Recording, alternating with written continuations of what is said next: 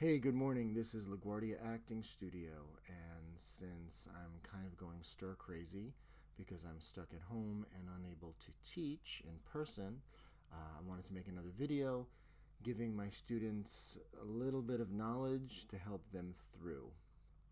Of course, at a time like this when everyone's staying in, what does acting have to do with anything?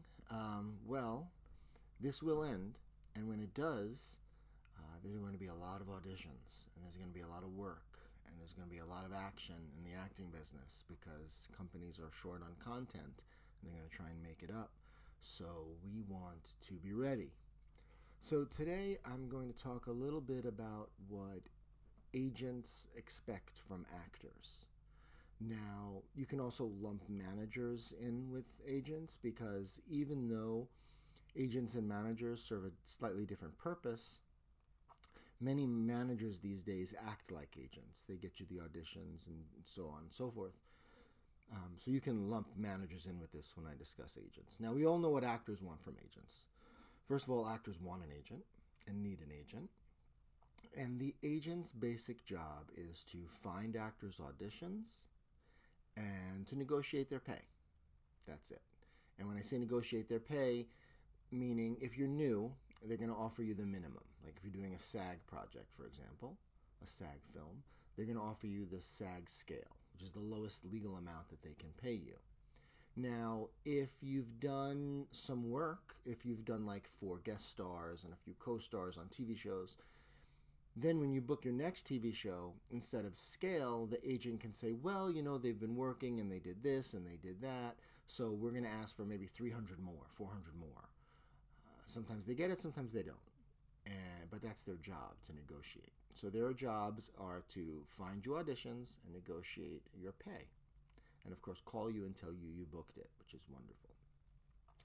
But actors have to also remember there's a lot that the agents expect from them. First and foremost, and especially when you meet with an agent one-on-one, they're trying to garner this. Are you reliable? Are you professional? And are you reliable? We've gotten past, if you're meeting with an agent and they're considering you, we've gotten past are you good? Are you good / marketable? Okay? That is the main hurdle you need to overcome. Once you've overcome that, now the agent has to decide, do I want to work with you? So let's just get some perspective here. For every agent that needs an actor, and make no mistake, agents need actors, and they need new actors all the time. For every agent that needs an actor, there are probably hundreds of thousands of actors that need the agent. And that's not hyperbole. I'm not exaggerating that. I don't think you have any idea how many actors out there are actively pursuing representation from agents, managers, what have you. So you have to be really aware that they are in such high demand. So they're being very specific on who they're taking in. Also, you have to remember that an agent, a legitimate agent, only makes 10% of what you make. Nothing else. So when agents say, oh, we have a one-time $400 fee for online this or that, that's, ridiculous and scammy, and forget that. A legitimate agency, talent agency, charges 10%, no more, of what the actor makes. So if you're working for that agent for a year and you make 0, the agent makes 0. If you're working for a year and you've made $100, that agent's only made 10. You understand? So they're very selective on who they take. Now, managers can take 10, 15, 20. It's not really regulated as much. But agents take 10%, no more. And only of what you earn. You earn nothing, they earn nothing. So they have to be very confident in every actor that they represent that you're going to be making them money. So the first thing they want to know is, are you reliable? Are you professional? What does that mean? Are you ready to audition? If I call you tomorrow or in a week or in a month and say, hey, we have an audition for you, will you be able to make it? Now, things come up in life, sickness, travel, but for the most part, that answer has got to be yes. You've got to be able to make just about every audition you get, because if you can't, or if you start saying no, no, no, they will drop you. I'm telling you, they will drop you. They do not have time or patience for that. You've got to be able to make the auditions. When are the auditions? The auditions are primarily Monday through Friday between 10 and 6 p.m., from my experience. Now, if you have a full-time job, and a lot of us do, or a 9 to 5, that's scary because how are you going to audition? And if you ever tell an agent, look, I work 9 to 5, I really can't audition during the week, are there weekends? They'll never take you. So if you have to lie and say, yeah, I can make it. And then, because remember, auditions are not going to be every day. They're probably not going to be every week. You may get one a month. Sometimes you're lucky if you get one a month. But they could be more. You have to remember that you do whatever you have to do. Long lunch breaks, sick day, personal day, whatever it takes. This is why so many actors are waiters and hosts and do catering, because they work nights and weekends, because they have to find time for their auditions during the day. Now, if you have a family and you have a mortgage and kids, that's difficult. So you lie. You tell the agent, yeah, don't worry, I can make it. And then you just do whatever you have to do to make those auditions when they come. But that's it. Are you ready to audition? Can you get to auditions? Okay? Are you going to be prepared in that audition? Meaning, are you going to go in, strong choices? Are you going to go in, are you going to go in with the script really, you understand it? You have to be ready, because when you go on an audition, if you are really bad or really unprofessional or really late or you don't really know the material, very often the casting directors give the agents feedback. Negative feedback is pretty much a death sentence. When a casting director, because you have to remember, the agents work hard to get the actors in to meet the casting directors. So they have to look good for the casting directors. So when a casting director calls an agent and says, yeah, this person was an hour late, or this person was very unprepared, or they're very green, the odds are that agent will want to drop you, which they can at any given time. So you've got to be ready and very professional. They're also going to want to know, do you have everything in order? Is your resume in order? Is it fully updated? When actors tell agents, oh, I just did like 3 more things, I haven't updated my resume yet, it's a big red flag. They want your resume updated immediately. Okay? Your headshot should be current and strong. If an agent does not like your headshot, it's a waiting game. Now we have to wait for you to get a good headshot. So your headshot should be current, meaning they look like you, and really high quality professional headshots. You should be on Actors Access, registered on Actors Access and casting networks. Now usually it's actors without agents that use Actors Access and casting networks to find auditions. But what a lot of actors don't realize is that is the same portal that agents use for your resume and for your headshot. And casting networks also for Fox and for commercials. So you must be on there with your headshots uploaded, your resume up to date, everything on there. This facilitates a much easier transition for the agent to work with you. They don't have to say, okay, make sure you do this, make sure you do that. They want to have you ready to go. So when you hit an audition, you need to go whenever possible. Now, when you get a call back, you really need to go. Okay, I don't care where you are. I remember once I was 4.5 hours away, and my callback was on a Friday, and I was going to drive back on Thursday, and then be ready. And Thursday morning, I got a call, and they said, yeah, we need you today. The callback's today. And if I would have said, oh, I can't make it, I'm 5 hours away, that would have not been acceptable. I had to jump in my car and drive home. This is what they expect from you, whenever possible. Yeah. So they want to know you can get to the auditions, get to the callback, and when you book the job, get to the job. It's called self-reporting very often, meaning can you get there on your own? Can you drive to wherever this audition is or take public transportation? Then when you get a booking, they often like you to be able to get there on your own. Now, if you live in New York and you don't have a car and they're filming in Connecticut, usually production will take you there. There'll be like a van waiting at 6 a.m. and you'll cram in the van with 40 other people and they'll take you there and they'll take you home at the end of the night. So once you've booked it, it's not as hard, but you have to be able to get to your auditions. If you book something in another country, or if you book something in Los Angeles, they pay for your airfare. They take care of you. They pay for your hotel and things like that. Um, Speaking of flying, um, very often jobs are international, and a lot of things are done in Vancouver, British Columbia, Canada. Um, if you have a passport, it's good to have that on your resume and good to let them know that. Um, if you don't, you may want to consider getting one, only because it is a part of being an actor. A lot of things are booked out of the country, and if you don't have a passport, that's going to be an issue. You're going to lose the job, and then the agent's going to be furious, and then the agent's going to drop you. So, yeah. So, on your resume, if you have a driver's license, you put it. If you have a passport, you put it. If you can ride a motorcycle or operate something like that, you put it, because it just adds to the accessibility for them.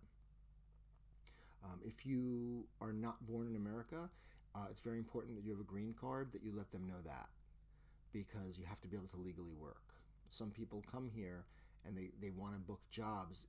If you're not legal, they can't hire you. I mean, independent stuff can, student films can, but in the legitimate world of, SAG-AFTRA productions, equity productions, when the agent wants to represent you, they have to know that you're legal or have a green card.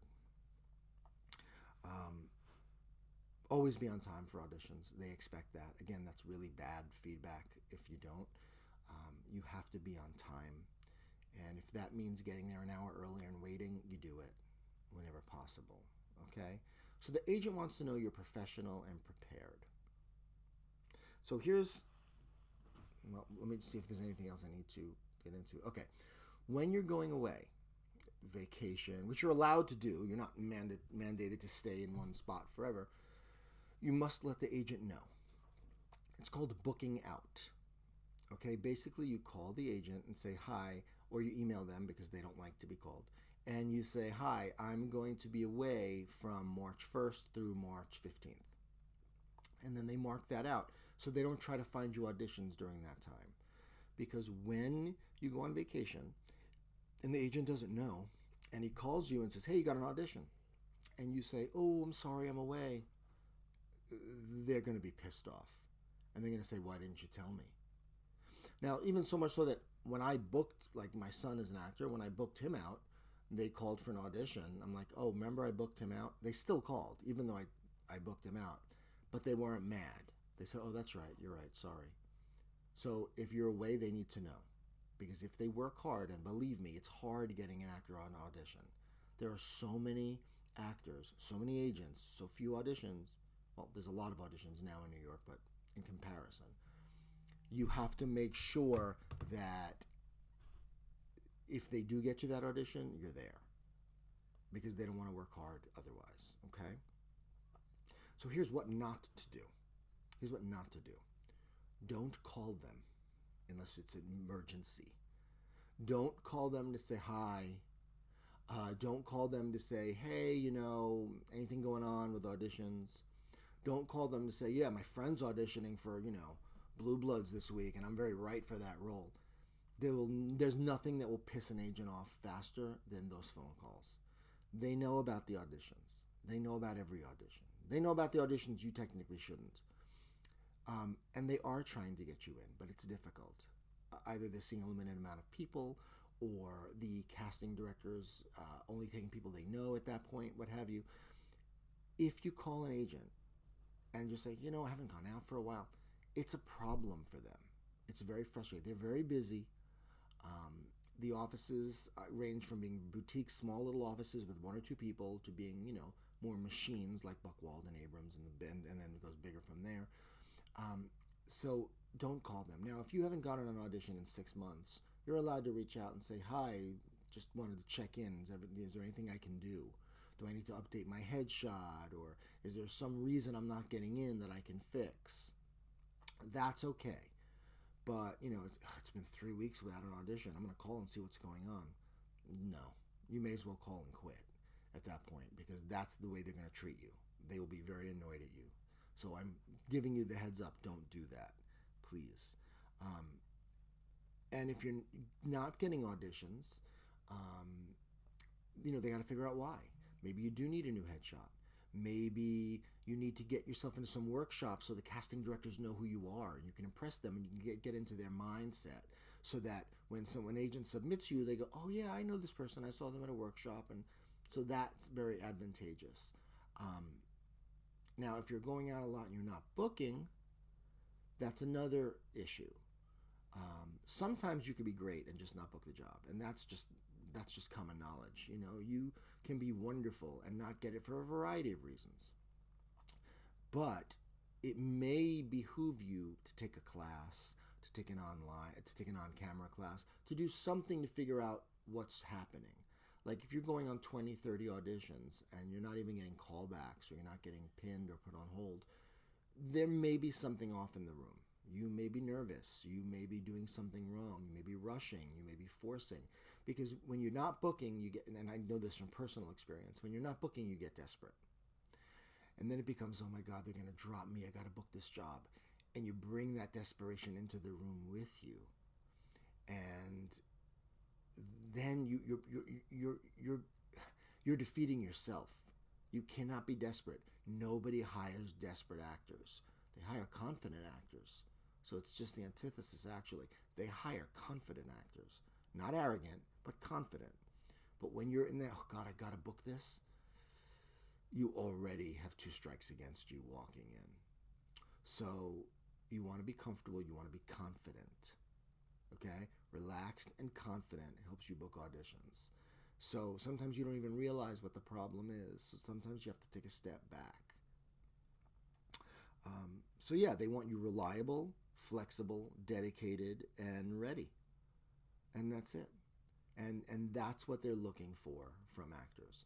Talented, reliable, professional, dedicated, and always looking to get better, always looking to grow. Those are the elements. Oh, and if an agent asks you what you want to do, don't say everything. Be specific. Say, well, I know my type is ABC, so I'm looking to do, small parts on television, small parts in film, small parts off Broadway, which would lead to off Broadway, which would then lead to Broadway. Don't say I want to be a star. Don't say I want to lead in a TV show if you've never done any co-stars or guest star roles. Don't say I want to be a lead in an action film or a lead in a Marvel film if you've never done a SAG project. Start slow and build. Okay? Now, when you've done 10 co-stars, 10 guest stars, then you can say to your agent, I want to be a series regular. That's my goal. And they take that legitimately. They take that seriously and they push for that. But if you've never done a TV show and you say, I want to be a series regular, no. Even if you're really good. And it can happen, but they're not going to be behind you with that. They want to see steady growth. They want to see that you're aware of where you are and where you're going. And if you're good, you can climb very rapidly, and if you're lucky.